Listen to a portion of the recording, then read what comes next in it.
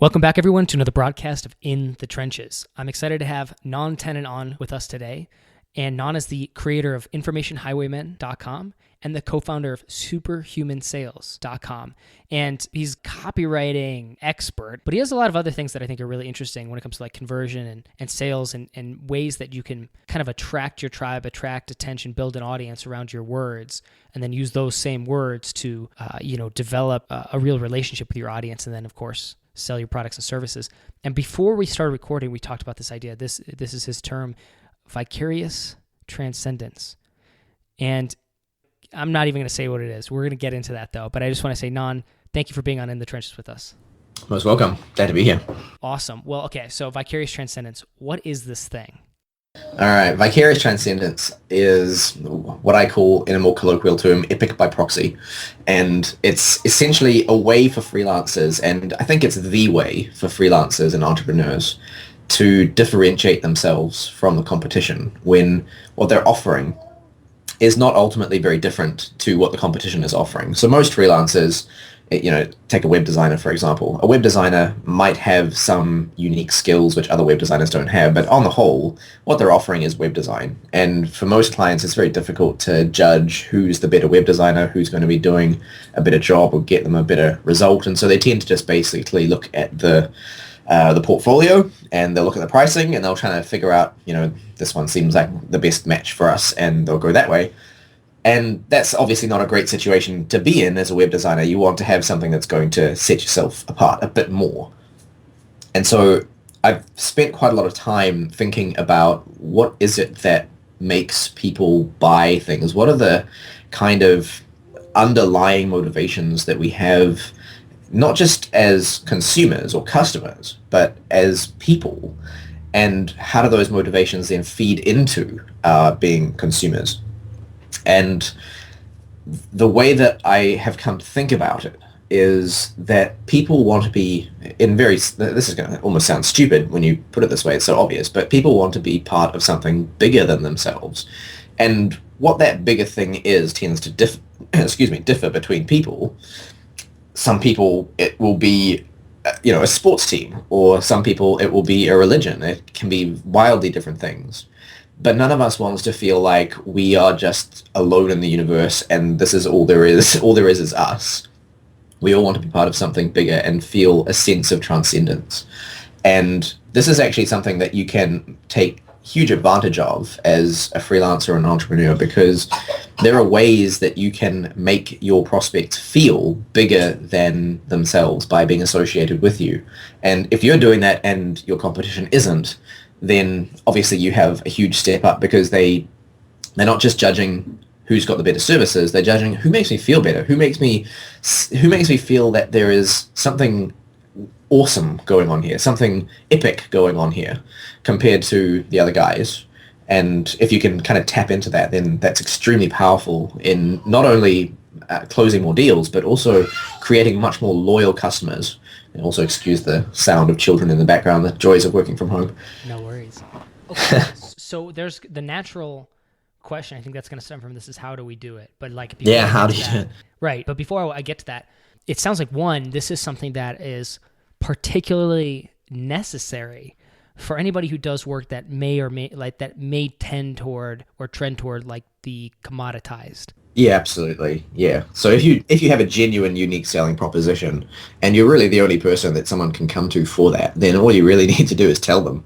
And that should be enough to seal the deal.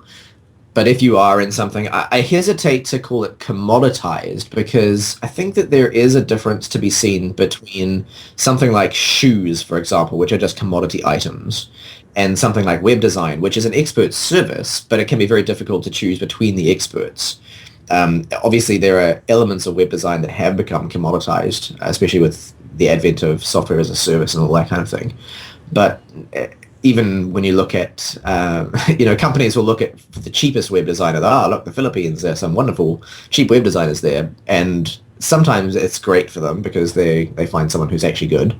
And sometimes it isn't. So if you're trying to compete with someone in the Philippines and you have 10 times the fee, then obviously being able to use something like vicarious transcendence is a great deal more effective than just trying to sell the benefits of paying more. Yeah, and I think that's a good clarification there on that point. And I didn't mean the word commoditized to Sure. Yeah, yeah. belittle anything or anything like that, but just the idea that insofar as there are other people who, in so many words, can do what you do, and so the comparison is That's immediately right. present, and so people are like, "Oh, well, okay, wait a second, I can get it for this, or I can get this price." The end result seems to be the same based on the presentations. Okay, why would I hire somebody for 3 times the cost? That's right. Yeah. Okay, so that being said, okay, so then we get into this idea of doing something unique, of doing something some way that there's like this compulsion to then hire that person that might be 3 times more expensive. So tell me how do we implement this? Well, how we implement it is actually the subject of a program that I put together, because it turned out that it wasn't all that simple to explain, because it is kind of a nebulous concept. And I think that a lot of people actually do this, at least to some extent, in a very kind of instinctive way. They recognize that what they're selling is not just their services, is actually themselves. And how they present themselves to their prospects has a big effect on whether their prospects will decide to go with them or go with someone else. So in the simplest terms, what you want to do is either make yourself a kind of a hero to your prospect, or make your prospect feel like a hero, or like he can be a hero. And I use the word hero in obviously a fairly loose sense. I'm not talking about you have to be Superman to your prospect or something, but you need to be someone that your prospect kind of looks up to and feels a little bit of awe about. And I use an example to kind of illustrate how trivial this can be in some ways. I use an example of a supermarket, and we've probably all been in a supermarket, and we've gone to the lane where you're supposed to only have 12 items or less, and some jackass with a full trolley has gone into that aisle, and he's unloading 100 items onto the conveyor belt, and you're just like, oh, you're such a jackass, I could have got through here so much quicker. And no one says anything because no one wants to be rude, or everyone's afraid. And if you have someone in that situation who's like, hey buddy, this is the 12 items lane, can you put that stuff back and go into the other lane? He probably will, and that person hasn't done anything amazing. All they've done is just talk to someone about something that they're doing wrong, and yet they become a kind of a hero in everyone else's eyes because they did something that the other people weren't doing, and kind of helped them and made them feel good about themselves. This is interesting. So, okay, how do we capture that, would you say, in like things like sales pages or on our websites or something like that? Well, one of the ways that you can do it is, I'm speaking from my own experience because this is my personality, but one of the ways that I do it is as a kind of a whistleblower is the wrong term, because I don't want to imply that I have special knowledge and I'm not a Snowden or anything like that. But when you can speak to your prospects candidly about the reasons that they shouldn't buy from others, and you don't necessarily have to name names, but you're essentially showing them that you're not afraid to point out problems in the marketplace. You're not afraid to point out dodgy practices, and you're not doing it because you think that you're better than them. And this is quite important. You have to be authentic about this. You're not doing it because you think you're so much greater than everyone else. You're doing it because you really want your prospects to get the best deal, and you don't want to see them getting shafted by some charlatan. So that's one of the ways that I've done it quite effectively in the past. Being able to make your prospect feel that you really have his best interests in heart. Another way of doing it, which is even simpler in some ways, but I mean, that is a very simple way of doing it, because obviously most marketplaces do have that kind of problem. But another way of doing it, which is even simpler because it doesn't involve really having to go out on a limb, is telling stories about your life, and telling them in a way that is just a bit unusual. And again, I like to use the example of sitcoms here, because people think, I don't have anything interesting going on in my life. I don't have any kind of, when I tell people about doing this, they're like, well, Bnonn, you go hunting and you used to ride a motorbike and you lived on an orchard with sheep and you've got a chicken and rabbits that you eat, and you're a bit weird and you've got some interesting stories to share because you're a bit weird. But if you think about a sitcom like Friends or Seinfeld or even Community, which, I mean, I'm not big Friends or Seinfeld fans, but I think Community is pretty awesome. I agree. If you think about these sitcoms, most of the time there's nothing really exciting or especially interesting going on. It's really the situations that the characters get into and the way that they deal with it in relation to each other, which makes it interesting and funny and makes you kind of want to tune in next time. And that feeling of wanting to tune in next time is exactly at the heart of vicarious transcendence. You're feeling like you're part of something bigger than yourself and you want to be involved in it. Okay, so that's interesting. So, and I think that's a great reference point. Obviously, Community, big fan. So any reference to that, you got me. So, okay, so they're not doing anything necessarily extraordinary. I mean, it is just a community college, and maybe they go through some wacky stuff. But, like, again, a lot of that is just, like, maybe day-to-day stuff, but it's the way the story is unfolding that makes it captivating. Am I getting the right idea there? Yeah, exactly. Okay, so with that in mind then, like, is there something because that seems like that's very relevant on things like maybe like if we're creating certain types of content then it sounds like the learning lesson is tell a story, like always tell a story. You don't always have to tell a story, but telling a story is obviously very powerful. And if you don't tell a story, you can use the structure of a story in your copy all the same. So what I do is I also talk about how you can abstract a story into a structure that you can kind of impose onto any kind of content, which I call narrative structure for obvious reasons. And the idea there is that you're starting off reasonably low, at a reasonably low ebb, and you're moving up in towards some kind of inciting incident. Something happens. Maybe this is going to be if you're writing a sales page, for example, this is going to be your headline and your lead. And then you're gradually raising the action by talking about the various things that your prospect needs to know, that especially in terms of things like benefits and fascinations, and then your guarantee. And by the time you get to your call to action, the action, as it were, has risen to a peak point, and then you've got this kind of climax at the call to action. And then a denouement where you get down into some kind of after effect. Something happens at the end. You find out what happens after you click the call to action. You continue on your quest, as it were. And this kind of structure can be abstracted to a sales page, can be abstracted to an email, can be abstracted to an email sequence. Any kind of thought sequence that you can put your prospect through, you can usually put a narrative structure onto it.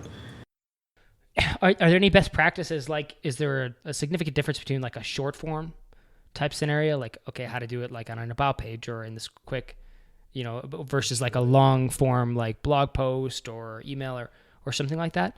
Well, an about page is actually an interesting example, because an about page I would consider to be a relatively middle form. Wouldn't necessarily be long, but I wouldn't tend to make it short. So I actually have kind of a sort of, I don't know if method is the right word for writing about pages, but I have a good idea of what I'm doing when I write about pages, and it's really telling a story. So the idea there is to kind of walk your prospect through how things got started, what went wrong, what went right, and how it all kind of reached this climax where we are now, and how you can be part of that. And again, it's trying to get your prospect vicariously vicariously involved in your story. So that's actually a good example of how you can do it, but it does take a little bit more space. If you're doing it with something really short, like probably you won't be able to do it on a short homepage where you've, say, got a headline and a single paragraph. But what you can do is you can use the homepage as the kind of setup, and then the call to action represents the kind of inciting incident. The homepage call to action is the inciting incident. And once your prospect clicks that, then they go through to a longer section, and then they might go through an entire sequence of pages on your site, which gradually raise the action to the point that they're actually ready to buy, or not necessarily buy, but more likely give you their contact details so that you can continue to follow up with them. So the narrative structure is, because it's abstracted, it can kind of gradually keep raising the action through these inciting incidents and climaxes, which kind of are the same thing, when you look at it in terms of an overall sequence. So one page's climax might be the next page's inciting incident, for example. And this is something that I talk about in terms of the 3 different types of copy. I separate copy out into lasso copy, which gets your prospect reading, cotton copy, which is what your prospect mostly reads, and then action copy, which gets your prospect acting. But the thing about action copy and lasso copy is that they're really just one kind of copy. They're really just getting your prospect to move forward in the thought sequence. So there are, although I explain it in terms of 3 different types of copy, in the end it turns out there are only actually 2. And essentially they are the main copy and the connecting bits of copy. When it comes to things like video or other forms, is it the same rules apply here?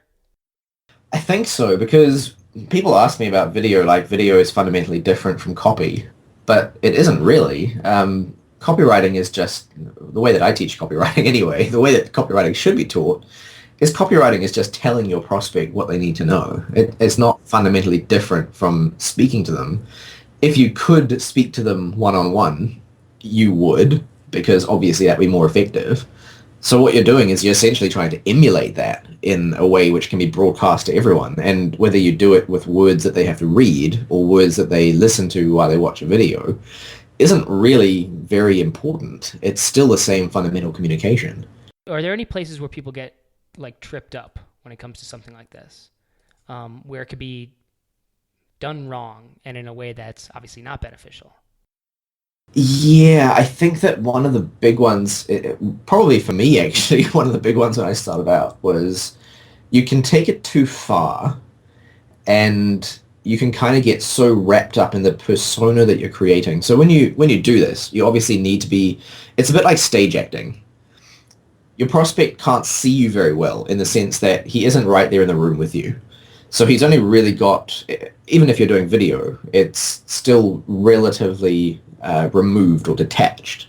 Especially in copy though, he only really has the text on the page to judge what you're saying. He doesn't have eye contact and hand movement and body language and tone of voice and all that kind of thing. So it's a bit like stage acting in the sense that you have to be a bit over the top. You have to kind of exaggerate to make the same effect. But you can take that too far and end up just sounding like a bit of a dork. And it will appeal to some people, but a lot of people will be put off and they'll think, you know, this guy, he's just a bit too full of himself. And that, I think, is the main danger, is that when you're doing this, because you are the one that people are supposed to be feeling epic by being in proxy to, or being you're a proxy for their epicness, you might say, you can become too focused on yourself and you can get too full of yourself. And I mean, it's a fine line between making your prospects feel like they're bigger than themselves because they're associated with you and making your prospects feel like you just think the world's about you. In what way could you like perceive that like manifesting? Because that seems like that's something I obviously wouldn't want to come off, right? I don't want like, here's why I'm the best. And I think there's probably places where I see that in copy or in how somebody's presenting themselves. And and probably a turn in off fact, to me, I think that this is effectively what happens with a lot of freelancers or entrepreneurs in general.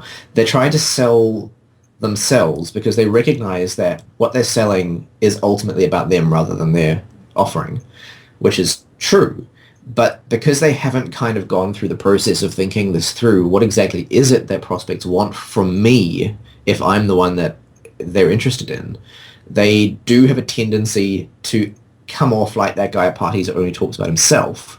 And so a lot of what I teach in Epic by Proxy is how to focus on what I call archetypal features. So you've almost certainly heard of archetypes being kind of somewhat abstracted ideas taken from plots or characters that they have these kind of common elements that always seem to work. So archetypal features are maybe you could say abstracted out of archetypes. They're essentially the active ingredients of archetypes that I think make them work. And we can talk more about that in a second. But basically what I do is I take these archetypal features and I say, don't talk about yourself. Talk about these things, because these are the things that people are interested in. And you can then also take the specific features that I identify and you can kind of put them into broader categories that can in turn describe a narrative of some kind. So for example, I talk about going through a typical narrative will go through a perfection, distortion, restoration arc. And in the process, it will often use magic, which is the third kind of broad category, the fourth kind of broad category that I identify. So that's going to require a bit more explanation, though, because right there it's just sort of hanging. And can you elaborate on that? Yeah, sure. Okay. So archetypal features, as I've said, they're kind of the active ingredient in what makes an archetype effective. So if you take an archetypal plot like Cinderella, different people will identify it as different types of plot. Most people will call it a rags to riches plot. Some people will identify it as other kinds, but the basic idea is that you can take that plot and you can use it in a lot of different stories, and a lot of different stories do use it in various ways. That different elements will be changed, but the fundamental ideas, the fundamental sequence of events stays the same, and the fundamental characters might stay the same as well. So you've got character archetypes in there, and you have things like the wise old man and the plucky young hero. Those kinds of people tend to show up in a lot of different stories for obvious reasons, I guess. But what I talk about when I talk about archetypal features is I say, okay, you don't necessarily have time to write an entire, basically try to write an entire plot arc into your copy. And even if you are using really long form copy, which typically isn't a good idea, even if you're doing that, when you do it, it tends to come across badly if your prospect has seen that kind of thing happen before.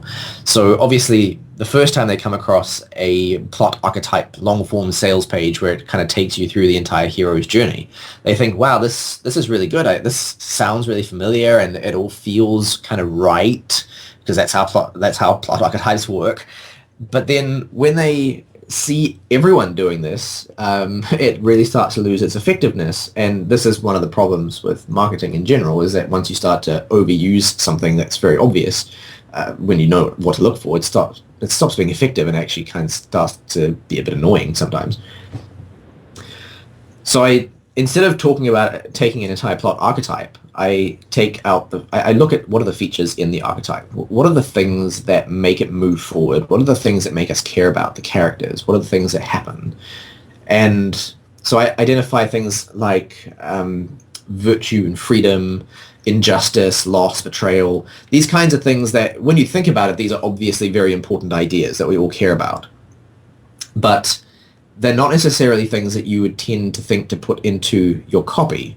They're not necessarily things that we think about every day. It's stuff that's kind of relegated to the realm of stories, and maybe also the realm of academia even, which I think is a mistake. I think that you can put these things into copy and marketing in very interesting ways. So overall, what I identify is there are all of these features, but when you kind of break them down and look at how they fit together, they all fall into four basic categories. So the first category is what I call perfection, which is not necessarily absolute perfection. It's just things that we consider good, things that we want to be that way. So things like justice and freedom and childhood and family, and even what I call simple goods, which are stuff like, a nice steak, for example. Stuff that isn't important, but we enjoy them, and they're kind of a natural part of life that we enjoy. The second category is distortion, and often that kind of reflects negative or opposite elements to the perfection, so injustice and loss and oppression or opposition, betrayal. Split personality is an interesting one there. That comes up surprisingly often in stories, especially superhero stories, actually. Superheroes have a kind of a split personality with their two identities.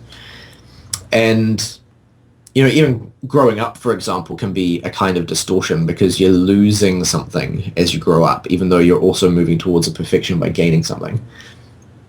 The third category is restoration. And so that is usually, obviously, that reflects a sequence. So you might have truthfulness after lies. You might have a harmonization after some kind of an imbalance or a conflict. justice after injustice, that kind of thing. It would also include things like getting rewards or redemption. Redemption obviously is a huge idea in the human psyche. And then that basically describes your typical story. It moves from some kind of perfection where everything's fine to a distortion where everything isn't fine and you have to try to get back to where it's fine. And then the final part is the restoration, right? Can you capture all this like in a blog post? You don't have to. No. What I'm not saying is that you have to go through the whole sequence. You don't have to go through perfection, distortion, restoration in a blog post. You might just focus on restoration, or you might just focus on distortion, or you might focus on perfection. Here's what you want. Here's the wonderful thing that I have recently learned, or whatever the case may be. And then the final category is what I call magic, which isn't necessarily, obviously, actual magic. It's any kind of basically secret knowledge. This is kind of the glue that holds the archetypes together very often in a story. So it's things like discovery and secret knowledge and special abilities and advanced technology and tools and even things like benefactors, people who help you out, people who kind of move you along the way or give you special skills that you need, that kind of thing. So those are the kind of 4 general categories. And you asked about, do you have to have all of this in a blog post? And I said no. And the reason that I say that is that I actually I came up with most of these ideas not by looking at movies or TV shows or, classic novels or anything like that. I do start by talking about Cinderella because that's obviously something pretty much everyone knows. But when I looked at this, I was thinking, how do we take the idea, well, maybe that's not the best way to start. Not so much how do we take the ideas, because obviously there are cool ideas and stories we want to use, but how do we find a way or an analogy for copy that is really powerful, that exists out there in the world and isn't long? So the problem with movies, they're like 2 hours. You don't want your prospect to have to be reading copy for 2 hours. Same thing with novels. Novels are long. Novels take even longer to read. Short stories are still usually fairly long. And so when it comes to writing copy, what is a good analogy that you can use that is there some kind of medium out there, some kind of content which people love to consume and only takes them a couple of minutes? And so I focused on music and I focused on viral videos, because both of those tend to be short and both of them get massive followings, huge fans. People want to read them. People want to consume them over and over again. And viral videos are a great example because there is such a strong element of vicarious transcendence there, in the sense that when you feel something makes you really feel epic, you want to share it because you want other people to be part of that as well. And so the elements of viral videos that kind of create that vicarious transcendence are really important. But the same is true with music. Obviously, you want people to like the songs that you like because they make you feel a certain way, and you want to feel that connection with other people through the song. So the song is very strong for vicarious transcendence. So in my course, and I make no apology for this, I look at country music because I'm a big country fan. And country music, in my opinion, has more archetypal features than most other kinds of music. So usually I should actually qualify that. Some country music does. Some country music is pure crap and you shouldn't listen to it, and it's mostly sung by men. And the kind that isn't pure crap is either sung by old men or women for some reason. And that stuff usually has a lot of archetypal features, and it's going to be talking about, it doesn't try to sugarcoat life, but it doesn't pretend that life is like all terrible either. So it's kind of just realistic. And obviously that doesn't apply to every single song, but it contains a lot of elements of humor. It contains a lot of elements of things like, alcoholism. So alcoholism obviously is a distortion. And you can kind of take these ideas out of, and I analyze a whole number of songs, and you don't have to listen to the songs. I take them and I say, here's what's in them. But I do encourage people to listen to them so they can see how it works. If you really hate country music, then don't, that's fine. But I take the ideas out of them and I say, here are what I think the features are, and here's how I think they work. And let's try to put these together and then see how they work in copy. That's interesting. So Are there any like tips or tricks in terms of like how they should be incorporated? And I know that's also a challenge to say that, but I wonder if there's something I could implement like tomorrow on my next newsletter or my next blog post. I could try to incorporate something, like anything that would be like that you could say, yeah, well, try this. Any thoughts on that? Right. So say you're writing a newsletter. The first thing that I would do is I would try to identify, or if you have a topic in mind, I would try to identify, does this topic fall into one of these kind of 4 general categories of archetypal features? Does it reflect some kind of, let's say it's about a tool that you've recently discovered, and you can say, well, that's the magic category. There's an element of discovery there. There's an element of secret knowledge and advanced technology. And at that point, you have kind of a basis for looking at how are those kinds of features used effectively in stories or in music or in movies, anything that you enjoy. What are some, let's take movies for an example, because you probably won't find it so much in music, at least the music that I listen to, but what are some movies that I have enjoyed which have involved that kind of thing? And then you can either say, all right, what happened in the movie? What's one thing that happened in the movie that I can kind of translate into a blog post, in the sense that I can kind of map over some stuff from my life onto the same format? Or you could actually use the movie as a stopping point or an initial opening to kind of segue into what you've described. So that's one of the ways that I love to do emails, is to let other people do all the work for me and say, like, all right, Interstellar. Everyone's seen Interstellar. Interstellar involves some kind of secret knowledge which is sent back through time and so on. And so you could tell the story, or you could just describe some of those key elements of Interstellar. People are like, oh yeah, I know Interstellar, that was a cool movie. And you're kind of rousing them into that feeling of vicarious transcendence through the movie, not even having to do any work yourself. The movie did all the work for you. And then you can segue into saying, hey, I think this is an analogy for what I've just discovered. What I've just discovered is a bit like how Murph must have felt when she saw that clock, the hand on the watch moving backwards and forwards in Morse code. That's how I felt when I saw this tool. And then you can describe how the tool is kind of similar and what it did.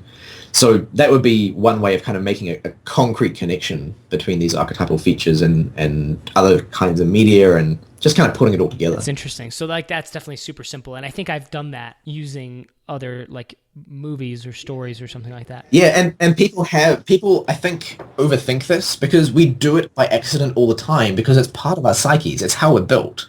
So I'm not teaching you anything that isn't kind of already in there. I'm really just giving a structure to what you already want to do. Yeah. Interesting. That's awesome. Well, Bnonn, hey man, I really appreciate your insights into this. I know we're coming up to the top of the hour here, but is there any other place where people can reach out to find more of your work? If they're interested in this topic, where can they go? Well, if they're interested in this particular topic, then they can certainly have a look at the course page, Epic by Proxy. Unfortunately, it isn't actually at epicbyproxy.com, which is an oversight on my part. So if you go to copywritinglaunchcode.com, or one word, and then /epic, so copywritinglaunchcode.com/epic, that will kind of outline the whole course for you and show you, maybe if you haven't understood everything that I've said, or you want to go back and hear something again.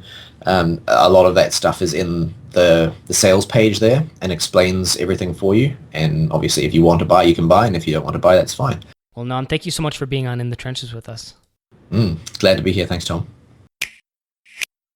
And that wraps up another broadcast of In the Trenches. If you enjoyed today's podcast, please do me a favor and go to tommorkes.com/iTunes.